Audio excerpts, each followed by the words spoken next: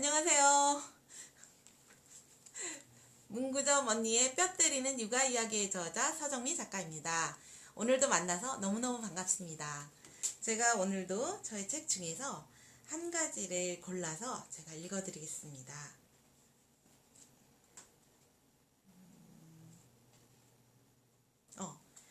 오늘은 새로운 세상을 많이 보여주자라는 제목을 한번 읽어드리겠습니다. 나는 날마다 모든 면에서 점점 더 나아지고 있다. 에밀 퀴에.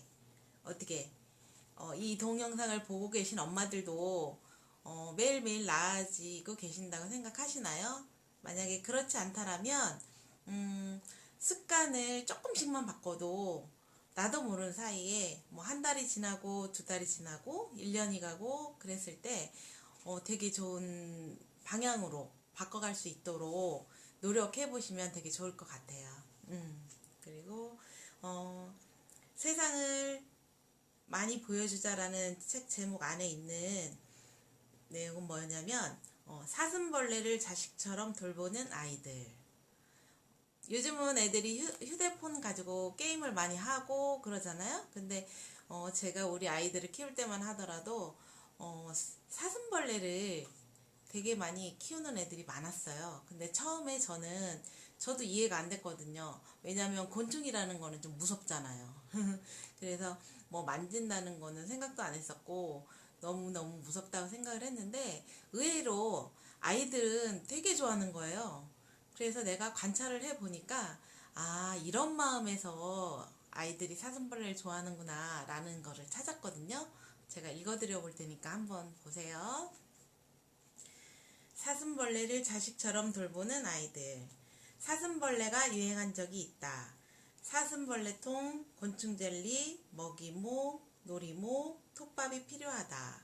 우리가 의식주가 있어야 살듯이 사슴벌레들도 요것들이 있어야 살아요. 아이들은 왜 곤충을 좋아할까? 아이들은 직접 만져본 후로 더욱 관심을 갖고 집중해서 본다. 일어나자마자 잘 있는지 달려가서 인사부터 한다. 자식을 돌보듯 먹이도 주고 놀이목도 넣어주고 톱밥에서 냄새가 나면 한 달에 한 번 정도 톱밥도 갈아준다. 사슴벌레는 위험을 감지하면 턱의 집게를 최대한 벌린다. 사슴벌레는 보통 야행성이라 어두워지면 모습을 잘 볼 수 있다. 수컷 사슴벌레는 활동량도 많고 활발해서 놀이목에 오르내리며 아주 활발하다. 암컷 사슴벌레도 한 마리 있는데 도무지 보이지 않는다. 암컷은 거의 흙 속에서 생활한다. 사슴벌레 다리에는 날카로운 발톱이 있어 만지지는 못하게 하고 눈으로만 보라고 했다. 흙이 마른다 싶으면 불무기로 물도 칙칙 뿌려주고 곤충 젤리를 먹이목에 끼워준다.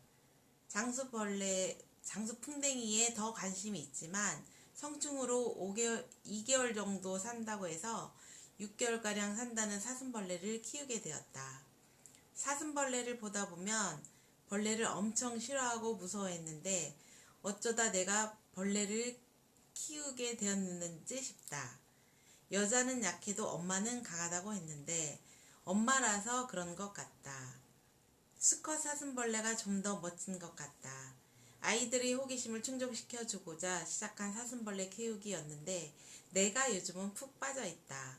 우리 아이들이 사슴벌레를 자식 대하듯 먹여주고 치워주고 관심으로 쳐다보며 사랑으로 키우는 모습을 보니 키우기를 정말 잘한 것 같다. 현중이가 중학교 2학년 때의 일이다. 친구랑 서울로 오디션을 보러 간다는 것이다. 걱정이 되어 데려다줘야 하나 고민을 했는데 친구랑 가니까 걱정하지 말라고 했다. 글도 아니까 집은 찾아오겠지 생각하고 허락을 했다. 아침 일찍 서둘러 나갔던 현중이는 저녁 늦게 돌아왔다. 어땠냐고 했더니 아이들이 엄청 많이 왔고 자기들도 열심히 했지만 자기들보다 잘하는 아이들이 많았다는 것이다. 나는 스스로 느낄 수 있으면 스스로 느끼라고 한다. 내가 처음부터 어디를 간다고 하는데 반대한다면 아이들이 안 간 것도 아니고 걱정된다고 반대만 하면 얼마든지 거짓말을 하고 갈 수도 있다는 것을 알기 때문에 아이들이 마음이 불편하지 않도록 하기 위해 노력한다. 스스로 찾아가고 도전해보고 주변과 비교해보라고 한다. 스스로 깨닫게 되는 것이다. 내가 서울이라 멀다고 반대했다면 미련이 남을 것이다. 하지만 도전해보고 자기의 실력이 많이 부족하다고 느꼈기 때문에 좋은 성과는 없었어도 즐거운 마음으로 나에게 얘기를 해주는 것이다. 나는 우리 아이들이 무엇을 하고 싶다고 하면 서로 얘기를 해보고 끝까지 최선을 다해보라고 응원해준다. 현중이가 4학년, 현철이가 2학년일 때 여름 휴가를 이용해 경주 여행을 다녀온 적이 있다. 경주는 신라 천년고도의 역사를 간직하고 있고 볼 것도 많고 먹을 것도 많은 곳이다. 경주하면 생각나는 게 첨성대와 불국사인데 첨성대부터 구경했다. 선덕여왕 때에 세워진 현존하는 동양 최고의 천문대로 알려져 있다. 다음은 경주 안압지를 둘러보았다. 야경이 멋있다고 해서 저녁을 먹고 가보았다. 안압지는 원래 나라의 경사가 있을 때나 귀한 손님을 맞을 때 이곳에서 연회를 베푸는 곳이었다고 한다. 물에 비친 모습은 정말 아름다웠다. 호수와 건물의 조화가 아름다웠다. 10시까지 개장이라 서둘러 보고 나왔다. 다음 날은 불국사로 향했다. 넓은 태조 계단 위에 문이 자리 잡고 있었다. 임진왜란 때 불타버린 것을 1628년에 재건하였다고 한다. 그 옆에 범영루와 자경루가 있었다. 범영루는 그림자가 뜬다라는 뜻을 가지고 있었다. 원래 범영루 앞에는 연못이 있었는데 복원대상에서 제외되어 지금은 없다고 한다. 예전에는 범영루가 그 연못에 비친 모습이 마치 극락정토의 모습을 연상시키는 것 같았다고 한다. 복원이 되었다면 더 좋았을 텐데 많이 아쉬웠다. 대흥전 앞에 있는 석가탑은 영축산 설법을 하고 있는 석가열애를 상징한다고 한다. 대흥전은 항상 가람의 중심이 되는 전당으로 큰 힘이 있어서 도력과 법력으로 세상을 밝히는 영웅을 모신 전각이라는 뜻이다. 불국사 관람을 마치고 석굴암으로 향했다. 오르락 내리락 반복하다가 겨우 석굴암에 도착했다. 세계문화유산 석굴암은 사진 촬영이 금지되어 있다. 석굴암은 토암산의 동쪽 해발고도 655m에 위치해 있다. 그래서 경주의 모습을 한눈에 볼 수 있다. 넓게 펼쳐진 마을과 산의 모습도 볼 수 있다. 마지막으로 경주 박물관으로 갔다.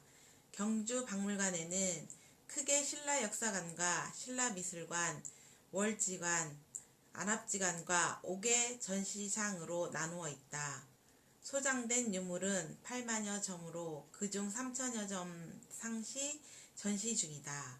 경주 박물관은 경주를 한자리에서 다 볼 수 있는 곳이다. 정말 신기했다. 현중이는 경주에 다녀와서 사회를 무척 재미있어 했다. 그리고 책에서 신라에 관련된 책들을 찾아 읽으며 봤던 곳이라고 좋아했다. 모든 것이 기억에 남았다고 했다.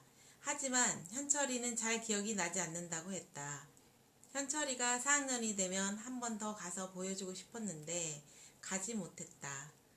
신라를 잘 알려주려면 신라에 대한 책을 보고 외우는 것보다 경주를 한 바퀴 돌아보고 책을 읽게 하면 더 많이 도움이 될 것이다. 역시 여행은 사회 과목을 잘할 수 있는 참 좋은 방법인 것 같다. 나는 사회를 못했다. 관심도 없었다. 매일 외워야 하는 것이 너무 힘들었다.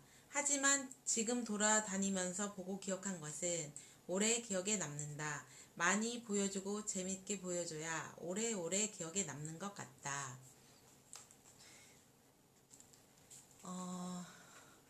이 책을 읽고 나니까 진짜 그때 아이들과 경주에 갔을 때 그때 생각이 막 새록새록 나요. 진짜 우리 현중이는 4학년이라 그런지 모든 거에 관심이 많아서 막 이쪽으로 갔다 저쪽으로 갔다 하면서 막 그 써있는 글들도 진짜 많이 읽었었던 것 같고, 현철이는 2학년이다 보니까 글 읽는 거는 별로 재미없고 그냥 그림 같은 거에 빠져서 그래도 그게 재밌어가지고 또 이제 막 좌우 왔다 갔다 뛰어다니면서 막 구경했던 그때 그 모습이 지금도 생생하게 되살아나는 게, 야, 이래서 책을 쓰면 참 좋은 거구나. 그리고 옛날에 선생님들이 일기를 많이 쓰라고 했는데, 아, 내가 일기를 써놨더라면 나의 어린 시절도 참 많이 생각을 할 수 있었겠구나. 그런 생각이 들고요. 요즘은 그래도 애들이 일기는 안 쓰지만 SNS로 이제 뭐 블로그를 작성한다든가 뭐 카페를 만들어서 글을 남긴다든가 그러면 그게 우리가 옛날에 일기를 썼던 것처럼 아이들한테는 그게 다 추억이 될 것 같습니다. 저는 가족 밴드가 있는데 이 밴드를 보면서 이 책 쓸 때도 그때 사진을 보면서 또 이제 행복해 하면서 그렇게 이제 글을 썼거든요. 근데 쓸 때하고 지금 또 이제 다 쓰고 나서 이렇게 읽어보니까 아, 그때 생각이 더 생생하게 나네요. 그래서 오늘은 경주에 갔다 온 얘기, 그리고 사슴벌레를 키운 얘기.